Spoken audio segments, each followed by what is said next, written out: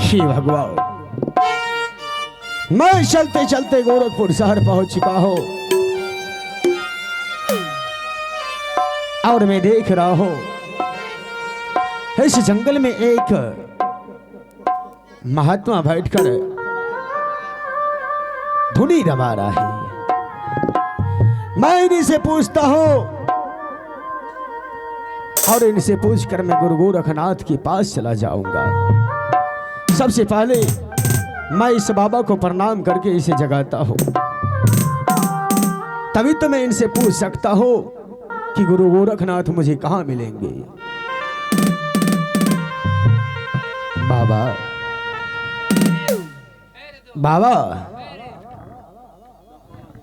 बाबा, कौन हो जो मेरे सोते व्यक्ति ध्यान पूर्वक को जगाए हो?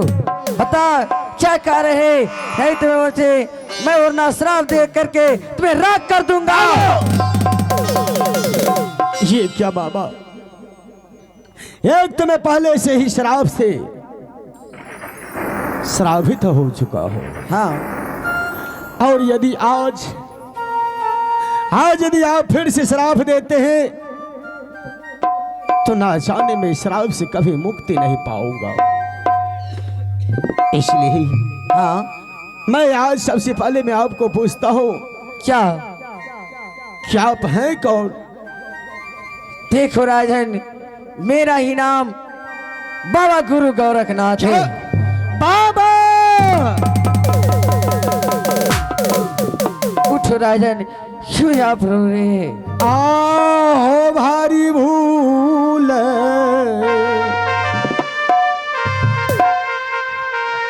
आहो लई हो बाबा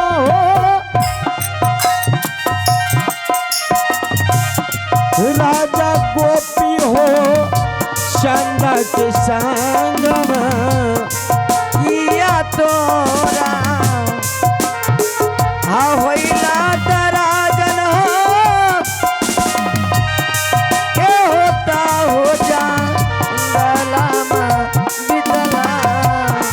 आहो भारी भूल हो नहीं हो बाबा हमारा ये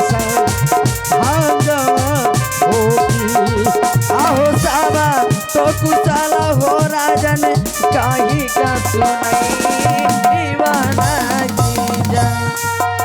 राजन। हाँ बाबा, ऐसा क्या तुम्हारे साथ हो गया जो आज बाबा गुरु गोरखनाथ के पास आया? बाबा हाँ मेरा घर नगज गुजरात पड़ता है। हाँ, और मेरे पिताश्री का नाम राजा तिलक चंद्र है। क्या? और हमारी माँ का नाम रानी मैनावती है। अच्छा, एक दिन की बात हुआ, हाँ, मैं अपनी माँ से आज्ञा लेकर शिकार खेलने के लिए आया बाबा। किंतु बाबा हाँ, हमारी माँ कहकर भेजा था कि बेटा गोपी चंद पूरब और पश्चिम दक्षिण खंड शिकार खेलना, उत्तरखंड की ओर कभी नहीं जाना। अच्छा, किंतु बाबा मैं अपनी माँ की वचन काट कर उत्तर दिशा की ओर या शिकार खेलने के लिए, हाँ, तो शिकार खेलते खेलते अचानक मैं एक सुंदर सा मिर्गा का हत्या कर दिया। क्या आपने सुंदर सा मिर्गा का हत्या कर दिया? किंतु बाबा हाँ, मुझे ये नहीं पता था कि 700 मृगनयनी में एक ही सुंदर मिर्गा है। हाँ, काश यदि मुझे ये पता होता तो मैं ऐसा कदम कभी नहीं उठाता। क्या? और बाबा 700 मृगनयनी ने आकर मुझे श्राप दे दिया कि राजन, जिस प्रकार से हम 700 सहेलियां 700 मृगनयनी ये अपनी वन में दर दर की ठोकरें खाऊंगी, हाँ, उसी प्रकार से तुम भी दर दर की ठोकरें खाओगे। मांगा हुआ भिक्षा तुम्हें प्राप्त नहीं होगा। ये तो सत्य है राजन, ये तो सत्य है। ये तो 700 मृगनयनी में एक ही काला मिर्गा मैंने दिया था, जिसे तूने उसे हत्या कर दिया। 700 मृगनयनी को आज विधवा बना के तुमने रख दिया है। परंतु बाबा हाँ, जब मैं उस जंगल में रोने लगे, गिड़गिड़ाने लगे, हाँ, तो सातों से मृगनयनी ने कहा कि राजन, तुमने मुझे मां कहा है, मैं इस श्राप से मुक्ति पाने की युक्ति में अवश्य तुम्हें बताऊंगा। क्या? फिर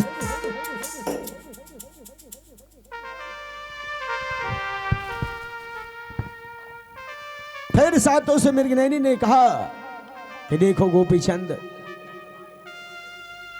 मैं तो तुम्हें श्राप से मुक्ति नहीं कर सकता हो, किंतु यहां से तुम चले जाओ गोरखपुर शहर, जो कि त्रिकुटी पहाड़ पर गुरु गोरखनाथ रहते हैं, वही तुम्हें श्राप से मुक्ति कर सकता है। और बाबा, मैं आपके पास विनती लेकर आया हूं कि मुझे श्राप से मुक्त कर दीजिए बाबा। नहीं बाबू गोपी चंद, मैं ऐसा कभी नहीं कर सकता हूँ। मैं तुम्हें श्राप से कभी नहीं मुक्त कर सकता हूँ। नहीं बाबा, तुम चाहे कितना भी गिरगिरा रहो, ये बाबा गुरु गोरखनाथ का वचन है। तुमने 700 मृगनयनी के आज विधवा बना के रख।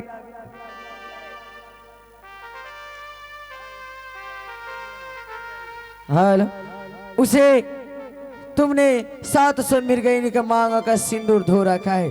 तुझे आज मैं कभी नहीं माफ करूंगा। परंतु बाबा, हाँ यदि आज आप मुझे माफ नहीं करते, हाँ, तो उस नगर गुजरात में एक हमारी बूढ़ी माँ मेरा राह देखता होगा क्या? कि बेटा गया है शिकार खेलने के लिए, हाँ, अभी तक वापस नहीं आया है। जब उसे मालूम होगा कि मेरा बेटा श्रापित हो चुका है, हाँ, तो ना हो हमारे बूढ़ी माँ उस माल में रोते रोते अपने प्राणों को त्याग देगी। इसलिए बाबा, हाँ, आज मुझे कोई तो रास्ता बताइए जिससे कि मैं श्राप से मुक्ति पा सकूं। हेलो, देखो बाबा गोपी चंद, हेलो हेलो, अगर तुम ऐसे कह रहे हो, मैं तो तुम्हें माफ नहीं कर सकता हूँ, लेकिन इस श्राप से युक्ति का मैं तुझे कोई मुक्ति बता सकता हूँ। क्या? हाँ बाबा। इस श्राप से मुक्ति पाने के लिए कोई युक्ति है? हाँ राजा ने। तो देर किस बात की है बाबा, बताइए, मैं अवश्य उस युक्ति को अपनाऊंगा बाबा। देखो राजन, तुम्हें उस रास्ते को अपनाना होगा। वे रास्ते बहुत कठिन है। पहले बता, वे रास्ते को अगर अपना लोगे तब तुम्हें बाबा गुरु गोरखनाथ बताएगा, नहीं तो वरना नहीं बताएगा। बाबा, शाहे रास्ते में कितने कांटे क्यों नहीं पड़ा रहे, हाँ, इतने कठिनाइयों क्यों नहीं हो, हाँ, मैं इस श्राप से मुक्ति पाने के लिए अवश्य कोई भी कदम मैं उठा लूंगा बाबा। हाँ, देखो बाबा गोपी चंद, अगर तुम्हारा इतना साहस है तो सुनो ध्यान पूर्वक। हर जो है, सबसे पहले ये तुम्हें राजशाही पोशाक उतार करके बाबा गुरु गोरखनाथ को दान करना पड़ेगा। हाँ? हर मुनि भेष में तुम्हें यहाँ से अपना शहर नगर नगर में भिक्षा मांगना पड़ेगा। क्या? और तुम्हें जोगी और फकीर बनना बनेगा। क्या बाबा? हाँ बाबा गोपी चंद, इस श्राप से मुक्ति पाने के लिए मुझे गिरवा वस्त्र पहनकर जोगी की भेष में भरना पड़ेगा। हाँ, तो बाबा, इतना ही नहीं, और जो है पहला भिक्षा जा करके तुम्हें जा करके अपने माँ से लेना पड़ेगा। और बाबा, दूसरा, हाँ, माँ से भिक्षा?